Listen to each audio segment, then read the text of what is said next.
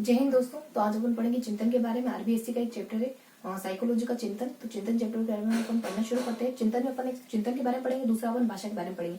चिंतन चैप्टर में न सिर्फ चिंतन के बारे में बताया गया है बल्कि भाषा के बारे में भी बताया गया है। तो चलिए शुरू करते हैं। चिंतन में अपने बेसिकली 3 चीजें इसमें बताई गई। सबसे पहले चिंतन की परिभाषा के बारे में बताया गया, चिंतन के प्रकार के बारे में बताया गया, चिंतन के तत्वों के बारे में बताया गया। भाषा में भी भाषा की सामान्य से थोड़ी सी बेसिक से अंडरस्टैंडिंग बताई गई। उसके बाद भाषा के अलग अलग व्यक्तियों के विचार बताए गए, जैसे कि वाइगोत्स्की के विचार, जैसे कि चॉम्स्की के विचार, जैसे कि जीन पियाजे के विचार। इस तरीके से विचार बताए गए। तो शुरू करते हैं अपन। इसमें आज चैप्टर पढ़ेंगे अपन चिंतन। क्या पढ़ेंगे आप? चिंतन। चिंतन चैप्टर पढ़ेंगे। इसको बेसिकली 2 पार्ट्स में डिवाइड किया गया। इसको 2 पार्ट्स में डिवाइड किया गया। सबसे पहला आ जाता है इसमें चिंतन के बारे में। पहले तो इसमें चिंतन के बारे में बताया जाता है, दूसरा बताया जाता है इसमें भाषा के बारे में। भाषा के बारे में, चिंतन के बारे में इसमें 3 चीजें बताई जाती है। इन 3 चीजों का वर्णन इसमें करा जाता है। सबसे पहले चिंतन की परिभाषाओं के बारे में, चिंतन की परिभाषा के बारे में, फिर बताया जाता है चिंतन के प्रकार के बारे में, फिर बताया जाता है चिंतन के तत्वों के बारे में, चिंतन के कौन कौन से तत्व होते हैं उनके बारे में बताया जाता है। भाषा के बारे में 2 चीजें बताई जाती है। भाषा के बारे में 2 चीजें, एक तो सामान्य सी भाषा की संरचना कैसी होती है, बच्चा भाषा सीखता कैसे है, ये थोड़ी सी बेसिक सी इन्फॉर्मेशन इसमें होती है। उसके बाद यहाँ 3 व्यक्तियों के विचार होते हैं, जिसमें पहला व्यक्ति वाइगोत्स्की है, दूसरा नोम चॉम्स्की आ जाता है, एक चॉम्स्की आ जाता है, तीसरा व्यक्ति यहाँ पे पियाजे आ जाते हैं। ये सब भाषा को लेकर के अपने कौन कौन से विचार देते हैं, इन सब के बारे में बताया जाता है। अगर इसमें थोड़ा सा पार्टीशन करने की कोशिश करें तो इसमें 2 पार्ट आ जाते हैं। पहले पार्ट में तो हमारी अवस्थाएं बताई जाती है, यानी भाषा सीखने की कौन कौन सी अवस्थाएं होती है, किस किस अवस्था से अपन गुजरते हुए भाषा को सीखते हैं। नेक्स्ट बताया जाता है कि भाषा के कुछ विन्यास यानी कुछ अन्य अदर्स यानी कोई अन्य थोड़ी सी बातें बताई जाती है कि भाषा में ध्वनि सिद्धांत, ध्वनिग्राम, रूपग्राम। तो ये पूरा चिंतन चैप्टर, इस पूरे चिंतन चैप्टर का ये एक फ्लो चार्ट है। इसी के बारे में अपन पढ़ेंगे डिटेल से। तो शुरू करते हैं अपन एक एक पॉइंट को लेते हुए। सबसे पहले पढ़ेंगे अपन चिंतन के बारे में। ठीक है, तो चिंतन के बारे में शुरू करते हैं। चिंतन की परिभाषा है। चिंतन की परिभाषा क्या है? चिंतन की परिभाषा बताई गई यहाँ। सबसे पहले अपन पढ़ेंगे चिंतन की परिभाषा। चिंतन की परिभाषा 3 डिवाइडेशन करते हैं अपने, परिभाषा है, प्रकार और तत्व। तो चिंतन की परिभाषा सबसे पहला प्रकार है। चिंतन की परिभाषा आ जाती है इसमें बस आ जाती है इसमें बस और वस, ये परिभाषा आ जाती है। यहाँ 10 से आ जाता है अपने बेरोन, और उसके बाद यहाँ आ जाता है स से सेंद्रोक, यहाँ आ जाता है स से सिल्वर, यहाँ आ जाते हैं वी से विकेटर। अब ये परिभाषा क्या बताते हैं? ये बताते हैं ना M+S क्या बताते हैं? मानसिक जोड़ तोड़।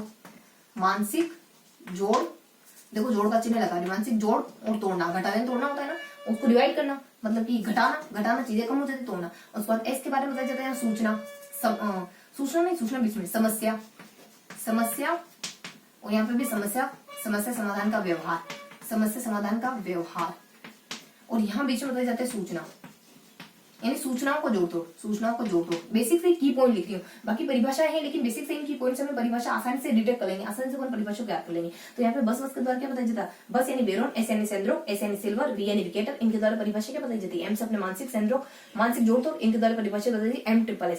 म से हमारे मानसिक जोड़ तोड़, एस से हमारा समस्या, और यहाँ पे बेस से समस्या का व्यवहार, और यहाँ बताया जाता है सूचनाओं का जोड़ तोड़। तो ये हो गई अपनी परिभाषा का पूरा पोर्शन कंप्लीट हो गया। अब अपन देखेंगे चिंतन की परिभाषा। देख लिया। देखो चिंतन की परिभाषा में क्या क्या देखा? चिंतन की परिभाषा में देखा अपने बस की परिभाषा देखी, इनके द्वारा M+S दिया जाता है। बस यानी कि बेरोन आ जाता है, उसके बाद सेंद्रोक आ जाता है, उसके बाद सिल्वर आ जाता है, उसके बाद विकेटर आ जाता है। इनके द्वारा क्या परिभाषा बताएगी? इनके द्वारा M+S परिभाषा बताएगी। M यानी मानसिक जोड़ तोड़, फिर अपने समस्या, फिर लास्ट में फिर समस्या, बीच में सूचना। तो इस तरीके से हमने चिंतन की परिभाषा के बारे में पढ़ा।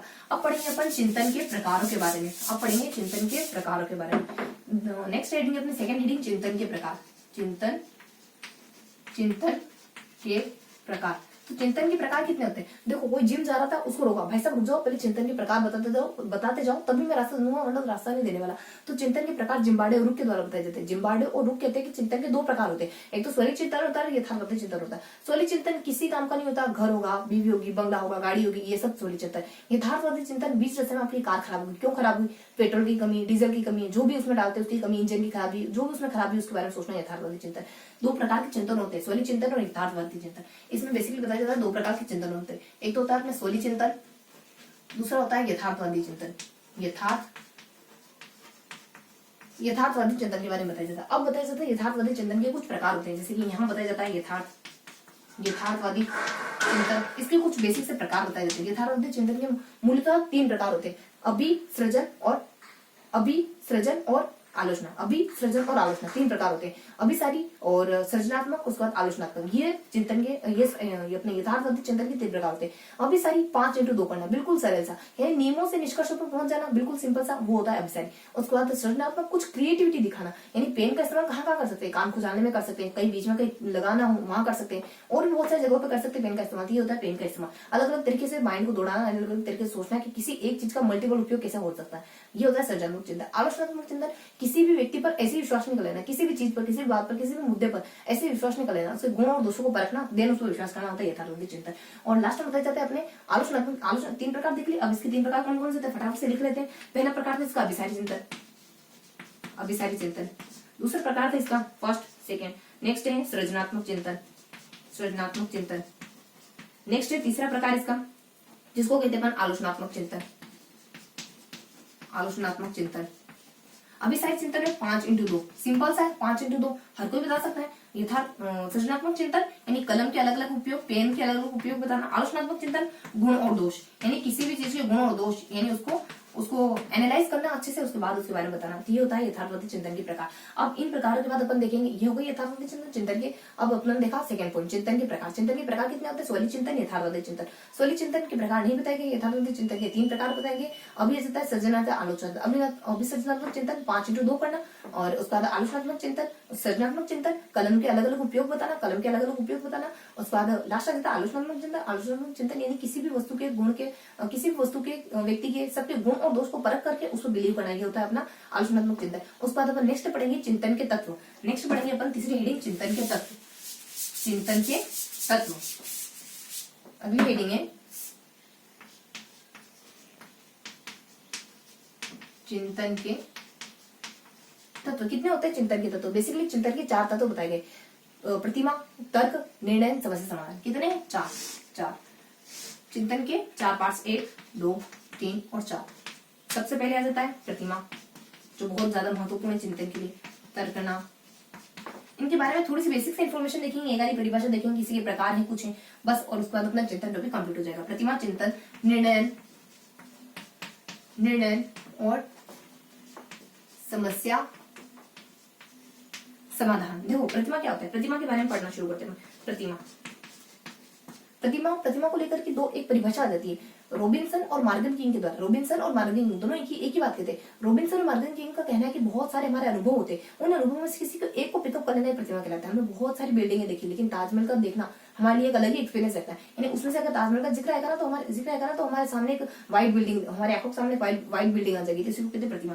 उसके बाद मान लो किसी ने नहीं देखा, किसी की काली बिल्डिंग आ जाएगी। इसी तरीके से उसने देखा तो नहीं, तो वो तो कैसे भी अज्यूम कर सकता है। तो प्रतिमा कभी कभी हमारे लिए बाधित भी हो सकती है चिंतन में, कभी कभी सहायक भी हो सकती है। तो इसकी परिभाषा क्या आ जाती है? इसकी परिभाषा आ जाती है, इसकी परिभाषा देने वाले व्यक्ति आ जाते हैं इसमें रॉबिन्सन और मॉर्गन की। ये दोनों क्या कहते हैं कि अनुभव में से किसी एक को चुन लेना। अनुभव में से किसी एक को चुनना। कभी कभी हेल्पिंग भी हो सकती है, सहायक भी हो सकती है और बाधक भी हो सकती है। सहायक भी हो सकती है चिंता अपनी प्रतिमा, और उसका सहायक भी हो सकती है, बाधक भी हो सकती है चिंतन में। प्रतिमा का ये महत्व है। नेक्स्ट बताते हैं कि बहुत बार ऐसा होता है कि चिंतन, ऐसा लगता है कि प्रतिमा के बिना चिंतन हो नहीं सकता, लेकिन चिंतन प्रतिमा के बिना भी होता है। उसको कहते हैं अपन प्रतिमा रहित चिंतन। वैसे तो प्रतिमा के बिना चिंतन नहीं हो सकता, प्रतिमा के बिना चिंतन हो ही नहीं सकता, है ना, इसके बिना नहीं हो सकता, लेकिन कभी कभार होता है ना, उसको कहते हैं प्रतिमा विहीन चिंतन। उसको एक टर्म दी गई, एक नाम दिया गया उसको, प्रतिमा विहीन चिंतन, उसको नाम दिया गया प्रतिमा विहीन चिंतन। तो ये था प्रतिमा के बारे में। उसके बाद तर्कना के बारे में बेसिक इन्फॉर्मेशन बताएगी। तर्कना की परिभाषा देने के लिए जेम्स ड्रेवल आते हैं। इनके द्वारा कहा जाता है कि तर्कना वो चीज है जो आपको निष्कर्ष तक पहुंचा देगी। तर्कना की कुछ विशेषता होती है। तर्कना क्रम बाय क्रम चलती है। तर्कना हर एक व्यक्ति की अलग अलग होती है। तर्कना चिंतन के लिए बहुत ज्यादा महत्व रखती है। तर्कना के 4 प्रकार बता दिए जाते हैं। नी, आ, आसा। मतलब नी से निगमनात्मक, आ से अपने आलोचनात्मक, आ से अपने आगमनात्मक और सा से अपने सादृश्य। ये थोड़ी सी बेसिक इन्फॉर्मेशन बताई जाती है अपने तर्कना के बारे में। तो क्या क्या बताया जाता है तर्कना के बारे में? तर्कना के बारे में बताया जाता है ड्रेवर के द्वारा कहा जाता है कि तर्कना क्या होती है? निष्कर्ष तो पहुंचना। क्यों तर्क करते हैं हम? इतनी बहसबाजी क्यों कर रहे हैं? कुछ ना कुछ निष्कर्ष, कुछ ना कुछ कंक्लूजन निकल जाए, तो निष्कर्ष के लिए तर्कना होती है। तर्कना की कुछ विशेषता होती है, कुछ बेसिक विशेषता होती है। तर्कना क्रम बाय क्रम यानी स्टेप बाय स्टेप चलती है। हर व्यक्ति के तर्क अलग अलग हो सकते हैं और ये चिंतन में बहुत ज्यादा हेल्प करती है। तर्कना के प्रकार कितने होते हैं? नी, आ, आसा। तर्कना के प्रकार कितने होते हैं? नी, आ, आसा। नी, आ, सा नियासा, इसे निगमनात्मक, आगमनात्मक, आलोचनात्मक, सादृश्यवाची। निगमनात्मक यानी कि हर इंसान मरता है, मोहन एक इंसान है, दिन मोहन भी मरेगा। आगमनात्मक में रुख एक व्यक्ति आते हैं, रुख उनके द्वारा कहा जाता है कि बहुत सारी चीजें हम जो आंकड़े दिए हो जाते हैं या फिर जो बहुत औपचारिक तरीके ना उनके थ्रू सोल्व नहीं कर पाते, लेकिन बहुत बार ऐसा होता है कि हम अपनी कल्पना के बलबूते कुछ ऐसा कर जाते हैं जो असंभव सा लगता है। देखो 5 मिनट 10 मिनट में चीजें याद करना असंभव लगता है, लेकिन बहुत बार कर लेते लोग, होते ना, यानी कि किसी के माइंड में क्या चल रहा है, किसी के पासवर्ड वगैरह बहुत सारे लोग बता देते हैं, ये तो असंभव सा लगता है ना, लेकिन असंभव के बियॉन्ड जाना ही क्या कहलाता है, सृजनात्मकता कहलाती। तो ये सृजनात्मकता, आलोचनात्मक और सादृश्यवाची, और यहाँ निगमनात्मक, आगमनात्मक और आलोचनात्मक और सादृश्यवाची। और निगमनात्मक आगमनात्मक क्या होता है, आगमनात्मक को सृजनात्मक भी कहते हैं, और उसके बाद आलोचनात्मक वही गुणों दोष के बारे में बताना। सादृश्यवाची नहीं पता है किसी को कि रानी लक्ष्मीबाई कितनी महान थी, बता दो। महाराणा प्रताप को जानते हो, महाराणा प्रताप की जितनी महान थी, रिया ज्यादा निया आसा। और नेक्स्ट बताया जाता अपने तर्क के बारे में। अब बढ़ेंगे अपन निर्णय के बारे में। तर्क के बारे में क्या देखा, ड्राइवर के द्वारा कहा जाता है कि निष्कर्ष तक पहुंचने ही हमारा तर्क कहलाता है। इनकी कुछ विशेषताएं, जैसे तर्क क्रम बाय क्रम चलता है, हर एक व्यक्ति का तर्क अलग अलग हो सकता है। तर्क हमारे चिंतन में बहुत ज्यादा हेल्प करता है। तर्क के 4 प्रकार बताए जाते हैं। नी आ आसा, निगमनात्मक यानी कि 5 × 2 करना, कोई निगमनात्मक हर एक इंसान मरता है तो महेश एक इंसान है, महेश भी मरेगा। उसके बाद आलोचनात्मक, आगमनात्मक चिंतन वो चिंतन होता है जो रुख के द्वारा कहा जाता है कि बहुत बार चीजें आंकड़ों से सोल्व नहीं होती, लेकिन बहुत बार चीजें हमारी कल्पना से सोल्व हो जाती। नेक्स्ट आलोचनात्मक, गुणों दोष को एनालिसिस करना। उसके बाद सादृश्यवाची, महात्मा गांधी के बारे में बता करके आप महात्मा गांधी के प्रेरक कौन सा था अपने साउथ अफ्रीका में कौन है, कुछ माइंड से नाम भी सो रहा है। चलो अपन अपने रानी लक्ष्मीबाई का उदाहरण देते। रानी लक्ष्मीबाई के बारे में नहीं जानता तो महाराणा प्रताप के बारे में उसको जिक्र कर दो, ताकि वो समझ पाए कि कितनी वीरांगना है रानी लक्ष्मीबाई। तो ये बताया जाता है अपने तर्कना के बारे में। अपन अब देखेंगे अपन निर्णय के बारे में, समस्या समाधान के बारे में। अब देखेंगे अपन निर्णय के बारे में और समस्या समाधान के बारे में। क्या होता है निर्णय और समस्या समाधान, निर्णय और समस्या समाधान। निर्णय देखो, निर्णय के बारे में परिभाषा आती है कुछ, और निर्णय के बारे में कुछ विशेषता बताई जाती है। परिभाषा के बारे में 2 व्यक्ति आ जाते हैं, एक तो सेंटी किंग यानी कि हमारा सेंड्रो आ जाता है, और कोई किंग आ जाता है। सेंड्रो के द्वारा, किंग के द्वारा कहा जाता है कि बहुत सारे अनुभवों में से किसी एक को चुन लेना। बहुत सारी आपके सामने परिस्थितियां होती है, उनमें से उनका मूल्यांकन करना, उनमें से किसी एक को चुन लेना निर्णय कहलाता है। निर्णय यही तो होता है, बहुत सारी हमारे सामने कंडीशन है, उन कंडीशन में से किसी एक को पिकअप कर लेना निर्णय कहलाता है। तो 2 व्यक्ति आ जाते हैं। यहाँ पे आ जाता है हमारा सेंटी आ जाता है, और मतलब कि सेंटी से मतलब सेंड्रो, सेंटी से मतलब कि सेंड्रो। दूसरा व्यक्ति आ जाता है किंग। इन दोनों के द्वारा क्या कहा जाता है, चुनना। इन दोनों के द्वारा कहा जाता है चुनना। इन दोनों के द्वारा कहा जाता है कि चुनना, यानी कि बहुत सारी चीजों में से, बहुत सारे अनुभवों में से किसी एक अनुभव को चुन लेना ही हमारा निर्णय कहलाता है। निर्णय के कुछ प्रकार होते हैं, बहुत सारे निर्णय ऐसे होते हैं जो हम आदतवश कर देते हैं, क्योंकि हमें पता है कि हमें सुबह दूध पीना है चाहे, तो हम आदतवश दूध ही पिएंगे, क्योंकि हमारा मतलब पहले से ही माइंडसेट बना हुआ है। तो इस वजह से बहुत सारे निर्णय अपन आदतवश ले लेते हैं। निर्णय लेने में आगमनात्मक और निगमनात्मक ये दोनों चीजें आपकी हेल्प करती है। निर्णय बहुत बार ऐसा होता है कि निगमनात्मक, और बहुत बार निर्णय आपके पूर्व ज्ञान पर आधारित होते हैं, क्योंकि आप कुछ भी आप निर्णय लेते हो तो आपकी नॉलेज तो काम करती है उसमें। तो निर्णय की कुछ 2 की विशेषता होती जाती है। आदतवश लिए जाते निर्णय, आदतवश।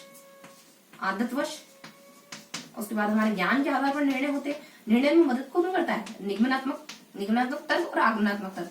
ये दोनों ही तर्क आपके, क्योंकि आपको माइंड तो आपके साथ है ना, तो निगमनात्मक तर्क और आगमनात्मक तर्क दोनों ही हमारे निर्णय में मदद करेंगे। बेसिक से इन्फॉर्मेशन थी निर्णय के बारे में। उसके बाद देखेंगे समस्या समाधान। समस्या समाधान के बारे में क्या बताया जाता है, समस्या समाधान के बारे में भी यही बताया जाता है कि समस्या समाधान की एक दो परिभाषा आती है। समस्या कैसे सोल्व होती है उसके उस तरीके बताए जाते हैं। परिभाषा देने के लिए बैरोन आ जाते हैं। बहरे व्यक्ति मेरी समस्या को सोल्व कर दे, मैं कह के थक गया तुझे।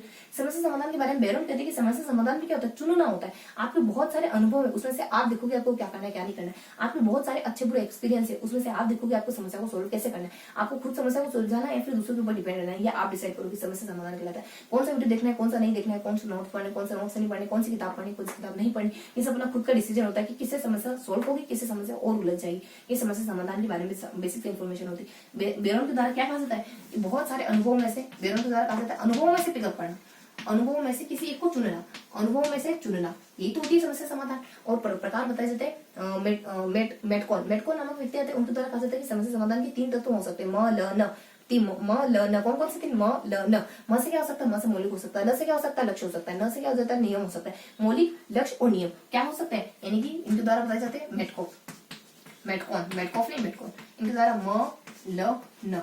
मौलिक, लक्ष्य, नियम। मौलिक समस्या सुलझाने से पहले, और लक्ष्य समस्या सुलझाने के बाद, उसके बाद नियम और इन दोनों के बीच की अवस्था ये होती है। उसको समस्या सुलझाने के 2 तरीके होते हैं।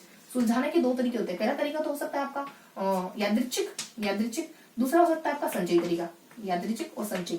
यादृच्छिक और संचयी। यादृच्छिक तरीका रोबोट की तरह करते जाओ करते जाओ करते जाओ, कभी ना कभी समस्या सॉल्व होगी होगी। APPLE इतनी सिंपल से लेंगे। किसी ने आपको LEPPL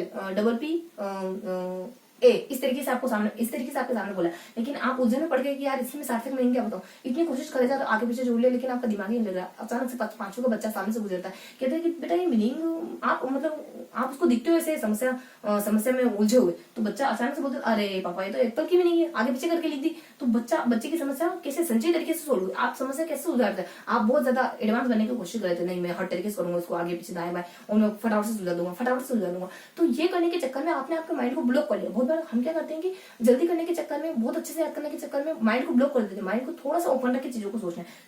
संचय तो हमारा दिमाग बहुत, जब हम सहज होकर याद करते हैं चीजें अच्छे से याद होती है। जब हम डिप्रेस्ड होके या फिर किसी ऐसी स्थिति में याद करते हैं नहीं मुझे तो सोल्व करना ही करना है, प्रेशर में आके, ऐसे तो होता है एग्जामिनेशन में, क्यों बोलते हैं पर क्योंकि डिप्रेस्ड होते हैं। तो संचय तरीका होता है मतलब कि एक दो तरीके पिकअप करना, दिमाग लगाना, थोड़ा सोचना, उसके बाद समस्या का समाधान करना। और भी 3 तरीके बताए जाते हैं।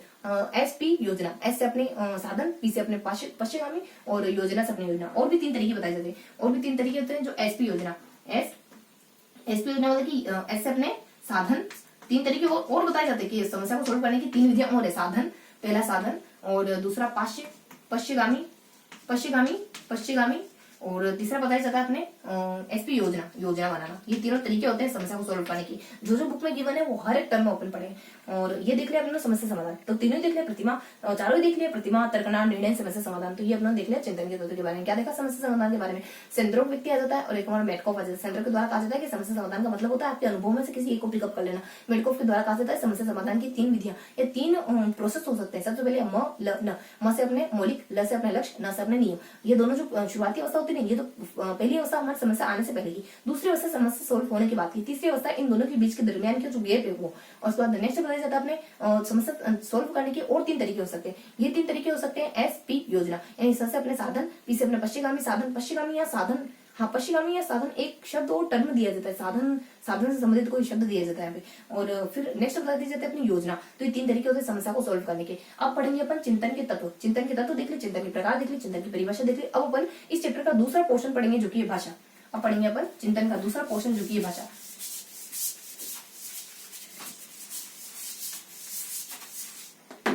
अब पढ़ेंगे भाषा के बारे में। भाषा में मैंने कहा था दो पोर्शन बनेंगे इसके। पहला इसकी सामान्य से जानकारियां, है ना, संरचना, सामान्य से जानकारियां कहें या संरचना कहें। दूसरे कुछ व्यक्तियों के विचार आते हैं यहाँ पे अपने वाइगोत्स्की और नोम चोम्स्की और पियाजे। ये भाषा को लेकर क्या कहते हैं, इनके विचार आएंगे। सबसे पहले संरचना वाला पोर्शन पढ़ेंगे, देन अपन पढ़ेंगे तो भाषा के बारे में अपन संरचना पढ़ेंगे, भाषा के बारे में अपन 3 व्यक्ति के विचार पढ़ेंगे। तो पहले अपन फर्स्ट कौन से पढ़ना शुरू करते हैं, संरचना के बारे में। संरचना के बारे में क्या बताया जाता है, संरचना के बारे में बताया जाता है, पहला पॉइंट पढ़ते हैं अपन संरचना। क्या बताया जाता है संरचना के बारे में, संरचना के बारे में बताया जाता है कि भाषा सीखने के कुछ स्टेप होते हैं, किस किस तरीके से अपन भाषा सीखते हैं। क्या बताया जाता है, सबसे पहली जो भाषा होती है वो कौन सी होती है, जब अपन पहला शब्द बोलते हैं उसको क्या कहते हैं, जब अपन 5 महीने के होते हैं, जब अपन 6 महीने के होते हैं, जब अपन 2 साल के होते हैं, जब अपन 2.5 साल के होते हैं। तो कुछ यहाँ नाम दिए होते हैं, अपन फटाफट से उनको लिख लेते हैं। जब अपन शुरुआती यानी प्रारंभिक अवस्था में होते हैं, प्रारंभिक अवस्था में होते हैं, तो प्राग भाषा अवस्था जो अवस्था होती है ना वो कहलाती है प्राग भाषा अवस्था। यहाँ संधि हो गई ना, प्राग भाषा अवस्था। उसके बाद जब हम फर्स्ट शब्द बोलते हैं ना, जब हम पहला शब्द बोलते हैं फर्स्ट शब्द बोलते हैं, उसको क्या कहते हैं, उसको कहते हैं क्रंदन। जो हमारी पहली भाषा होती है ना, क्रंदन, वो क्या कहलाती है, क्रंदन। जब आप 5 महीने के हो जाते हो, 5 माह के, तो जब दा दू बा बू दा दू जो साउंड निकालते हैं ना, उनको आत्मानुकरण कहते हैं। आत्मानुकरण क्यों कहते हैं, क्योंकि बच्चे के मुंह से अचानक से कभी दा निकल जाता है तो खुद सुनता है और उसको खुद रिपीट करता है। माँ निकल गया तो फिर मामा करता जाएगा, अपने खुद का अनुकरण करता है। 6 माह में क्या होता है, 6 माह में बच्चा बबलाना शुरू करता है, बाबू बबलाना। अपन देखते हैं ना, बच्चा अपने आप से बातें करता है। अपन क्या कहते हैं, भगवान से बातें कर रहा है, कहते हैं ना अपन। तो 6 माह में, उसके बाद अपने 2 साल में, यानी कि जब बच्चा लगभग 18 माह से लेकर 20 माह का होता है ना, तब बच्चा दो शब्द बोलने लग जाता है। दो शब्द की अवस्था।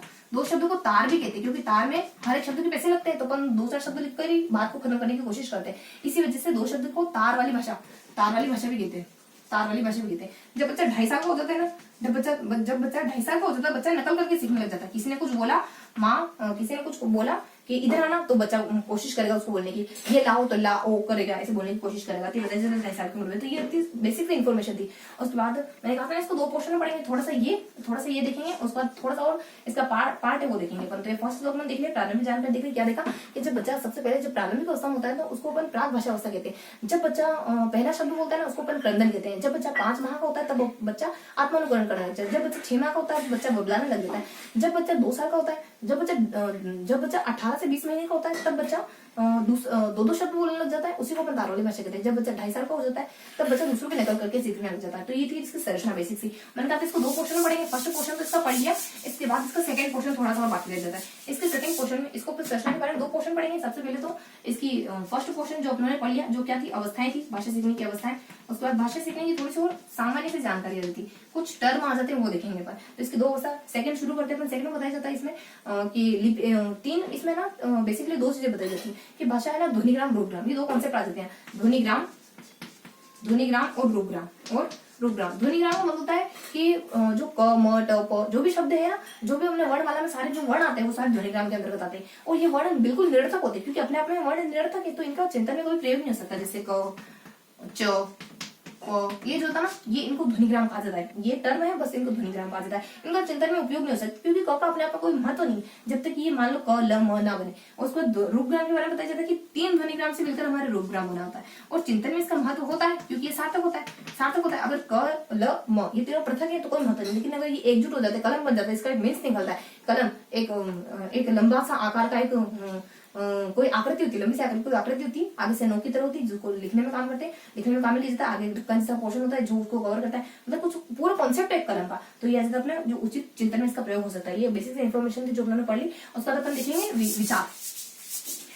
अब भाषा का जो सेकंड तत्व पढ़ेंगे ना वो पढ़ेंगे अपन वाइगोत्स्की के, पियाजे के, नोम चॉम्स्की के विचार। वाइगोत्स्की के विचार क्या है? वाइगोत्स्की के विचार क्या है? वाइगोत्स्की भाषा पर भी अपने विचार देते हैं, चिंतन पर भी अपने विचार देते हैं। भाषा पर विचार क्या देते हैं? भाषा पर विचार ये 3 अलग-अलग 4-5 ये ना 3 स्टेप बताते हैं भाषा के। चिंतन के भी 3 स्टेप बताते हैं। ये कहते हैं कि प्रथम अवस्था जो होती है ना, फटाफट से देख लेते हैं। प्रथम अवस्था, सेकेंड अवस्था और थर्ड अवस्था। इन तीनों ही अवस्था में कुछ ना कुछ कहते हैं। प्रथम अवस्था में कहते हैं कि आपकी जो भाषा होती है ना वो अबौद्धिक होती है, प्रतीकों वाली होती है। अबौद्धिक और प्रतीकात्मक।